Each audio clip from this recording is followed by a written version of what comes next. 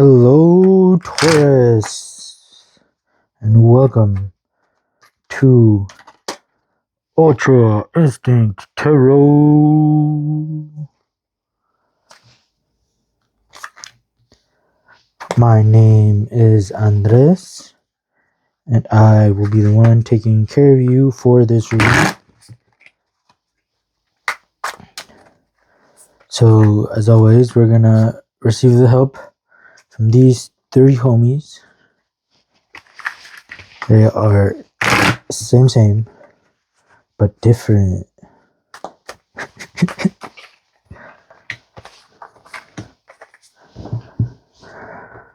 Okay.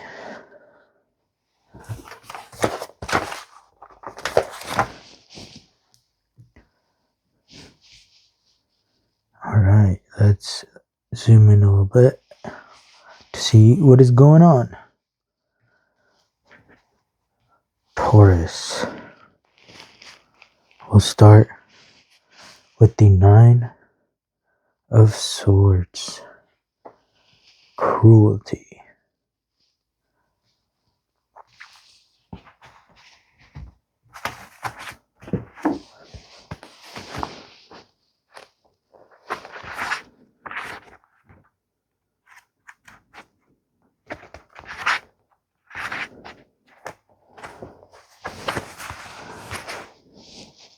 Nine of Swords. Mars in Gemini. Oh dear, nobody expects the Spanish Inquisition. If you have a hangover, don't look at the Nine of Swords. You won't be ready to deal with this one. Who knows what Harris was doing with the colors, but she succeeded in making them perfectly nauseating. As if to underscore the degeneration of the suit, the pinwheel wings are being washed down the wall of the background by what looks like drops of poison. The whole scene induces dizziness. You can almost taste the drops of rusty blood dripping from the swords. It is kind of a surprise to find this horrible mess in the middle pillar Yesod, after all the other nines are perfectly lovely fellows. After all, the other nines are perfectly lovely fellows. But even the balance and stability of Yesod can't come to the rescue of all-action Mars in Altak, Gemini, in the lowest burned-out region of Yetzirah, the world of thought. Watch out. It is, Crowley warns, agony of mind. The only outlet for expression for this card is just ugly meanness. There's not even enough subtlety of mind left, Crowley points out, to take sadistic pleasure from its own cruelty. Consciousness has fallen into a realm unenlightened by reason. It is the world of the unconscious primitive instincts of the psychopath, of the fanatic. So here's the Tree of Life. We are at 9 of the Swords. The good thing is that this is only in the mind. This is only of the mind. So this means you are trapped in the mind. If you asked, how do I get out of it? The answer is love. The Two of Cups. Venus and Cancer. And I found it very quickly. Yeah, I mean, you don't really feel like spending too much time here, you know? So as soon as you find this, it's like, well, let's go there. Quickly. Run. The Two of Cups is perhaps the most beautiful of the small cards of the Thoth Tarot. While Harris doesn't completely ignore the color scales, she does give herself room for innovation. Calm green sea, rose-colored lotuses, and the amber koi conform nicely, but she breaks rank a bit by giving us a violet sky. The card is magnificently beautiful and a fitting representative of the first manifestation of the element water. It is the energy of water in its best and highest form. Yeah, so when you have these side by side, it's very obvious which path you would like to take, you know. So that is the good about things being so extreme sometimes, is that There's no dilly-dallying, there's no, I don't know, maybe, no, things are very clear and obvious. So it's very clear and obvious what kind of things you need to defend yourself from and what kind of things you're going to want more of. So Hare shows her appreciation of the card by sharing a perhaps apocryphal event involving the card. She was at an exhibition, and a little person aged 2, scuttling and crawling, was asked which picture. Straight she went to number 2 Cup's Love. I thought she would forget and asked her again 10 minutes later, and she toddled off to the same picture. That, she said again. Yeah. It's when this is the good thing about things being this extreme is that it's very clear which one you would like to choose, and then it's up to you to choose it. Playfulness. Okay, I want to see what this is. Inner voice. Okay, so the playfulness is pointing right at the inner voice. Oh, interesting. Okay, and then I like how these are reds, and then these are blues, and so it's really given us, like, these are the sparks that get us to find this. I like that.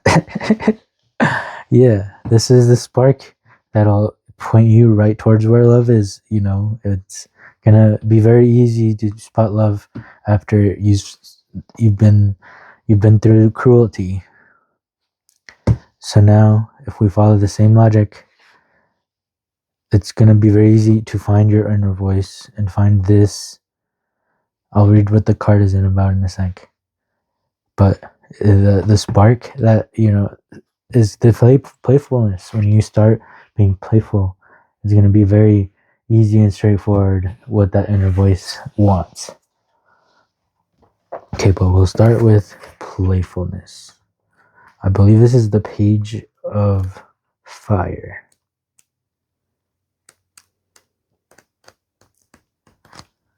Ooh. Playfulness, Page of Fire. Yeah, so this is a princess also of fire. Fire being the will, movement, like actual fire that doesn't stop, it just keeps moving. Life is rarely as serious as we believe it to be, and when we recognize the fact, it responds by giving us more and more opportunities to play. The woman in this card is celebrating the joy of being alive, like a butterfly that has emerged from its chrysalis into the promise of the light. She reminds us of the time when we were children, discovering seashells on the beach or building castles in the sand without any concern that the waves might come and wash them away in the next moment. She knows that life is a game, and she's playing the part of a clown right now with no sense of embarrassment or pretense. When the Page of Fire enters your life, it is a sign that you are ready for the fresh and the new.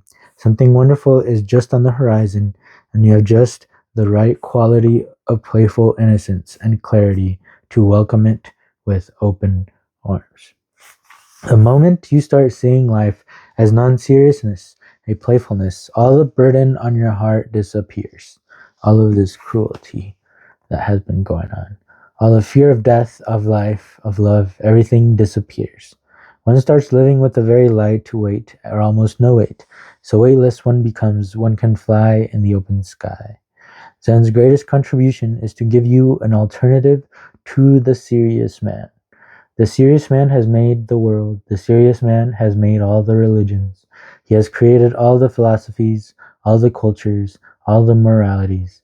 Everything that exists around you is a creation of the serious man. Zen has dropped out of the serious world, has created a world of its own, which is very playful, full of laughter, where even great masters behave like children. And that is going to lead us to this number 2, your inner voice.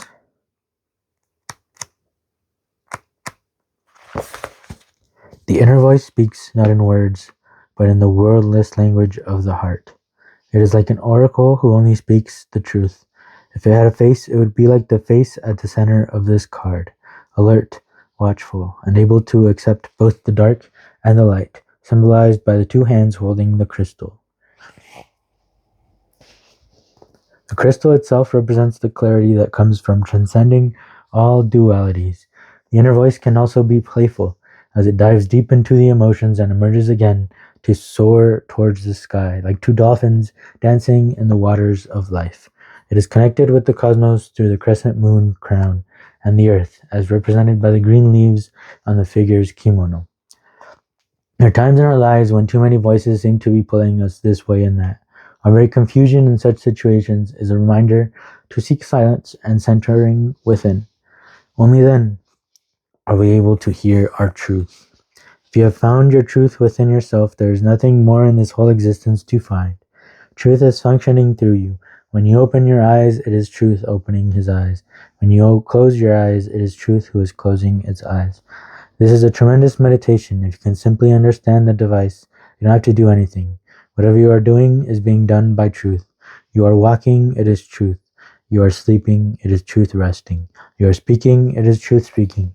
If you are silent, it is truth that is silent. This is one of the most simple meditation techniques. Slowly, slowly, everything settles by the simple formula, and then there is no need for the technique. When you are cured, you throw away the meditation, you throw away the medicine. Then you live as truth, alive, radiant, contented, blissful, a song unto yourself. Your whole life becomes a prayer without any words, or better to say, a prayerfulness, a grace, a beauty which does not belong to our mundane world, a ray of light coming from beyond into the darkness of our world. Your inner voice. Beautiful, beautiful. All right, so if we keep following the formula, this means that 5 of Swords, look at that. It's very obvious I don't want to hang out with that guy.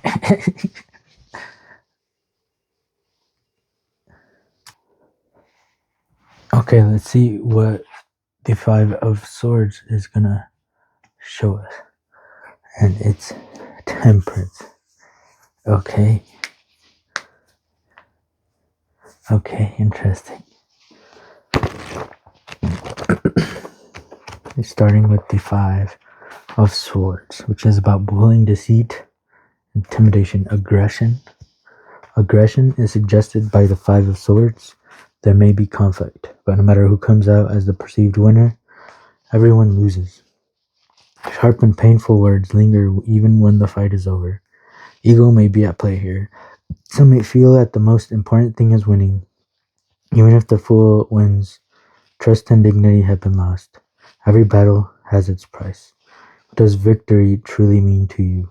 Does it involve conquering others? Are there ways to win without hurting loved ones or others in the process? Does your victory necessitate another's loss?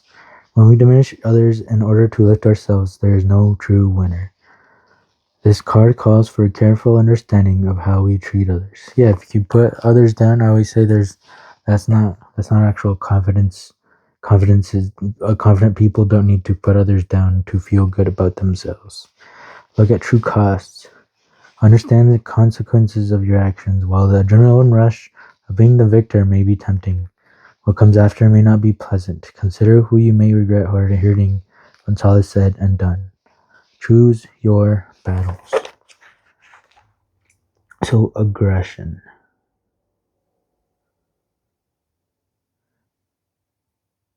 Some may feel that the most important thing is winning. So what is the most important thing then? And obviously, over here, the most important thing would be love. Over here would be your inner voice. So here is Temperance. And this is number 14.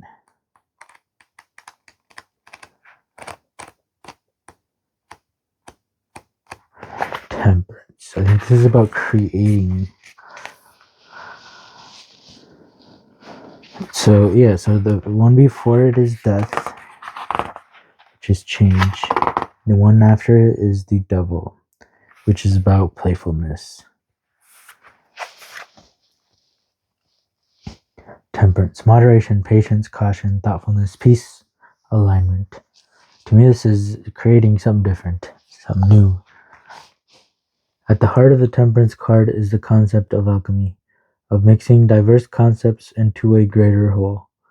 It is the understanding that multiple viewpoints, perspective, beliefs, and ideas can be crystallized into something beautiful with thoughtfulness and cooperation. It is through avoiding extremes and taking the path of moderation that excellence can be born. You understand that the best outcomes often arise from a blend of different approaches. You naturally seek the union of many ideas, desires, beliefs, and attitudes. Does this individualistic way of dealing with things bring you a feeling of peace? In what areas of your life have you found success through blending and mixing diverse elements? Nice. So this is the how to counter the Five of Swords. Practice gratitude. Challenge yourself to appreciate the best of every experience that you have today. Consider what you can learn about each of these experiences that you can incorporate into your life. And I hate the way it says practice gratitude. Like you can only be grateful or you are not grateful. There's no way to practice being grateful. Either you are grateful or you're not. You know Yoda, do or do not. There is no try. You're either doing it or you're not doing it. So just be grateful. You don't have to practice it.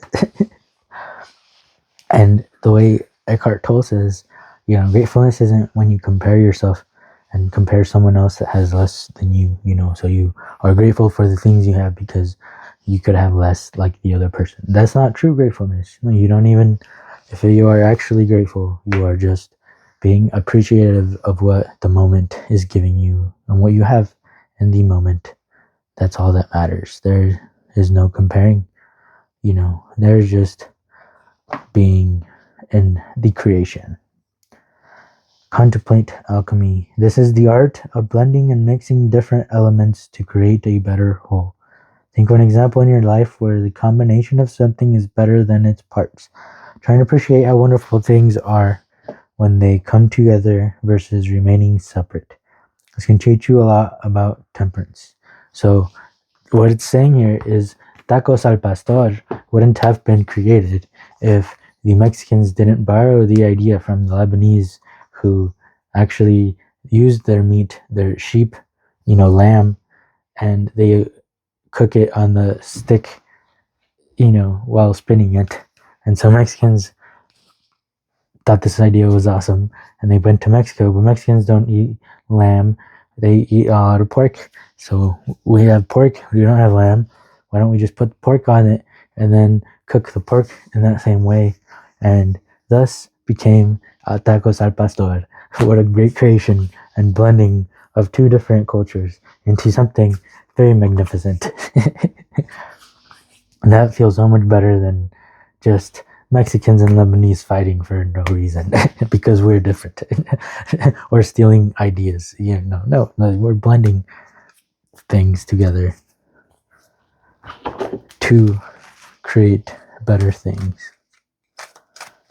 Now let's see what the Office Oracle deck has to offer.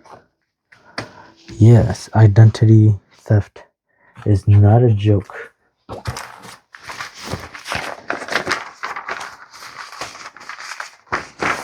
So add yourself into whatever is going on here. Be yourself. Nothing else in the world matters. If we all really wanted to be the same, then we would still be up in heaven. We wanted to explore something different though, so now we are here. Now, you find yourself with this odd, weird, singular human. Why don't we see what it can do? Nice. Looks like it wants to dance.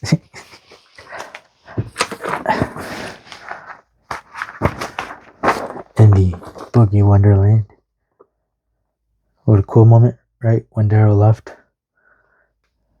They all danced together, party, sing, be goofy, be silly, why so serious? We were talking about a serious people.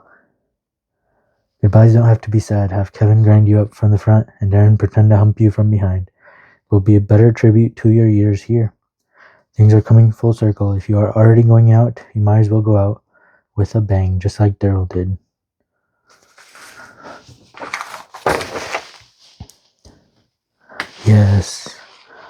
Yes, 24. Look at this repeated word that keeps popping up. Love. Love is here. It's one of the coolest moments of the office too. What a beautiful proposal, what a beautiful couple, what a beautiful family, what a beautiful moment. Everything about this scene is beautiful. This is what love is, beautiful. Love is what makes it all worth it in the end. All the pain, all the tears, all the struggle, all the darkness, all of these cards are so worth it when the lady is there. It's also worth it when you find love.